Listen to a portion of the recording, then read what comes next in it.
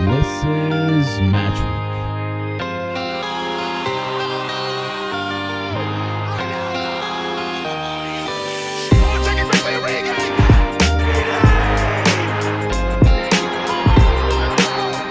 You are joined by myself, Ardi Emini. We discuss everything soccer from the highs and the lows in the sporting week to the news that is relevant to you.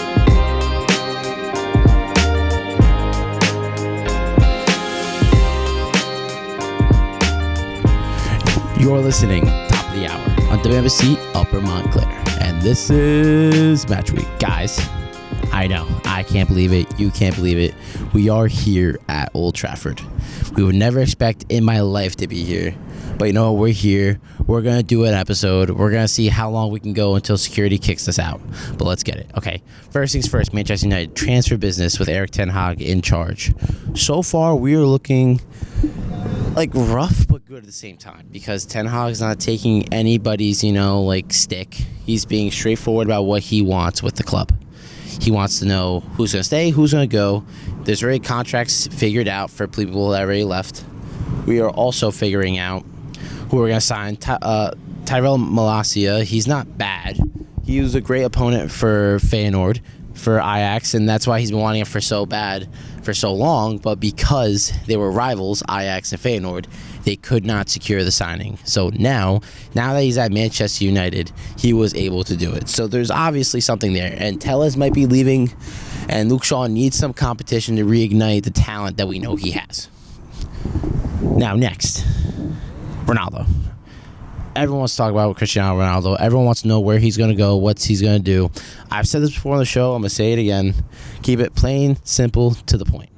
Cristiano Ronaldo, there's only two options for him. He either stays at Manchester United, bringing the club back to its glory, because with some of the signings coming in and him leading the charge, because we don't have that many strikers left over, it will be a huge help in the transfer market, with us only having to sign maybe some center backs and some center mids instead of having to focus on a new forward line.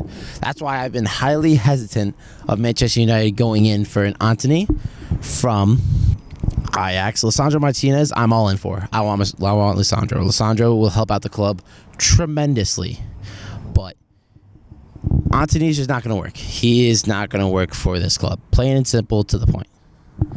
Now, what transfers would I like to see? De Jong, if Barcelona keeps forcing him out like this because he doesn't want to lower his wages, let's take advantage of it. Why not? Why can't we sign in De Jong, bring him back with Ten Hag? The Ligt we won't get. He's probably going to go to a Bayern or a Chelsea. He's favoring Bayern at the moment, which I don't blame him for. Bayern's looking like a really strong team this year, with strengthening even what already they had, which was already a Champions League winning quality side. So now we have De Jong. Lisandro Martinez I'm in for. Malacia I actually was happy with. We just really need another center back option. Now, what center back options are really out in the market? First off, why have we not gone in for Milan Skriniar from Inter Milan? Bastoni, De Vrij, any one of those three would be more than suitable at Manchester United. Or even an Ibanez or a Bremer. Like, we should be taking some punts on some star Italian players, or even from any other league. Like, how is Schlotterbeck making it to Dortmund so easily? Like, why are we not challenging for these types of signings anymore? Like, I get it. Erik ten Hag doesn't really have that much time to review all the transfers, figure out what's going on. It's a tough situation that he's in. But, wait, I'll make sure we're recording. Yes, guys, I'm, looking at every corner, making sure security's not kicking me out. But, so, as I was saying prior, that I forgot my train of thought. Wow, this is embarrassing. But we're going uncut for this one. This one is a special episode, uncut.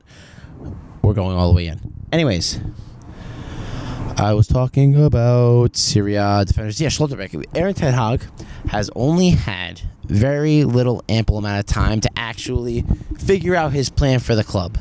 Now, to a lot of fans, it's very obvious. Hey, let's go in for someone like X, Y, and Z, these center backs, these center mids.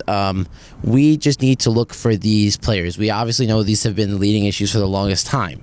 But with the no longer involvement of Mason Greenwood in the club, even though he's been trying to train with us this past past couple of months or so with the settlement on the side. I still am wary of it. I don't think he should be training. I don't think he should be involved in the club whatsoever. Secondly, this is a big one. The fact that we've lost players like Jesse Lingard, Paul Pogba, all of them, big blow. Edison Cavani didn't want to stay. He's gone. And these were all players where before Ronaldo came, they were still performing at a high level for us. And it's just going to be a tough season, especially with it being a World Cup season, which is like unprecedented of a World Cup during the Premier League season. This is unheard of. So we're going to have to see different heights and different things be coming. Now, there's a lot of expectations, good and bad. Obviously, we want all the good to happen. We think Ten Hag's going to revolutionize the team, going to change the playing style. But most importantly, we have to figure out what we can get out of the players we have first. We have plenty of talent here. Like, the fact that we have Rafael Varane, who's for a top class center back, but yet is always consistently injured, is a big problem. We'll try to figure out a way to maximize his performance. We have young players like Antoine Zebe coming back, which I'm really excited about. Brandon Williams. We have James Gardner coming back from Nottingham Forest, who was outstanding in Nottingham. We have to just find a way to utilize these players. Now, we are supposedly in for Strakosha, the goalkeeper from Lazio, which I sort of understand, but I don't. I mean, it's just going to be a fluffer signing. We let go of, well, not let go, but Dean Henderson went out on loan to Nottingham Forest, which means we were able to keep James Gardner from him going back on loan there, because you can't loan more than one player to the same club. And I understand Dean Henderson's like sort of concern, like it's a World Cup year, he has to prove himself, like how he did at Sheffield United. But also at the same time, it's us trying to figure out, what do we want to prioritize? Do we want to prioritize David De Gea's minutes, or do we want to prioritize a future goalkeeper? Now, granted, he deserves it, right? De Gea has been probably the main reason why we've stayed in the top half of the league for the longest time. Make sure we haven't dropped points in many crucial games. We have to be respectful of that. We can't be reluctant of what he's done. And as I'm sitting here now, we see all these classic moments. We see all the Europa Leagues, the Champions Leagues, the classic Scholesy goals, the treble-winning teams, Sir Bobby Charlton, the women even performing at a high level, Ronaldo coming back that night in Moscow, even the Wayne Rooney bike. Like, we have, like, our club has been primarily based on the fact that we've had a strong youth system, and we've sort of, like, built upon it with foreign players. And yes, it's a different era, different manager. No one, I don't think, will ever be able to do what Sir Alex did. But we have to figure out a way to sort of get through this. Now, there's a lot of people walking around here looking at me like, who is this crazy American talking about Manchester United? And rightfully so. I am a little bit crazy coming here on my layover, but it is what it is. Now, final thoughts. This stadium is beautiful. I love the stadium. I'm actually, like, in shock right now that I'm even here at the moment. Secondly, Manchester United, here are the expectations. 1, I want us to get minimum top 4. 2, we have to win a Europa League, in my opinion. We have to get some titles. A Europa League, FA Cup. I will not accept Carabao Cup or nothing else. Top 4, some trophies, plain and simple. Now, the team, as it stands right now, honestly, my predicted lineup, what I would love to see the lineup to be, is Rashford out left, Ronaldo up top, striker, Jadon Sancho out on the right, and then we also have people in the midfield. So if our transfers go through like how we want them to, preferably I would like it to be a Frankie de Jong, a Donny van de Beek, and then a Bruno Fernandes. A really creative, high-intensity, high-pressing midfield, one that will get constant supply to our forwards. Now, in the back line, this is tough. Because at left back, I love Luke Shaw. I absolutely love him. I loved him ever since he was at Southampton, ever since he came from Southampton. He has been a class player. But he's had a really shaky couple of years, either going hot and being a starlet player or getting injured or stuff just not going right. It's a big problem. Now, we also have Tyler Malacia that came in. Alex Telles looks like he's being forced out of the door. It's a tough situation to be in. You're good. No worries. Take as many pictures as you want. I'll just keep going. Do not worry about it. Yes, we are nice here on Matchweek. We allow people to take pictures of any monument that they love. It's Manchester United. But this is the biggest thing, all right? So, back line, I'm hoping to be Luke Shaw. I'm hoping to be Varane. Anyone but Maguire. I think Maguire should be done with this club. I know a lot of local lads are going to look at me as I'm saying this, like, why are you talking poorly about Maguire? And they agree, but they're like, why are you to say something to the American? But Harry Maguire is a stain on this club. He's a stain in the back line. He is someone who should not be involved. I've expressed, I touched something, and now I'm really scared. Oh, we're still going. Okay, good, perfect. And I want... Let's see where we're at. We are at 10 minutes. Perfect. So what I really want is I want the best for the club. I want us to do everything in our power to make sure we do everything right. And I think Harry Maguire is not the solution there. I mean, honestly, I'll take a Varane Tuanzebe center-back pairing if it has to be done, if it proves a point. Or if we get Lisandro Martinez, have him play at center-back, I don't mind that either. Now, the right-back slot. This is the most contentious slot we have because we have a Diego Dalla who's not good enough as a player, realistically. Like, he was solid at Milan. He thrives in the Serie A. But if we're talking about a Man United starlet, someone who should be starting week in, week out at right back, Diego Dalla's not that guy. And I love him, but he's not that guy. Then we also have Wan-Bissaka. Wan-Bissaka, who's someone I adore, who is honestly, like, fantastic as a defender. Honestly, put him in a back three. Have him be one of the central center backs. I'll take that in a heartbeat. If you have Varane leading it, you maybe fit Maguire in if you have to on the left side, and you have Wan-Bissaka sweeping in behind.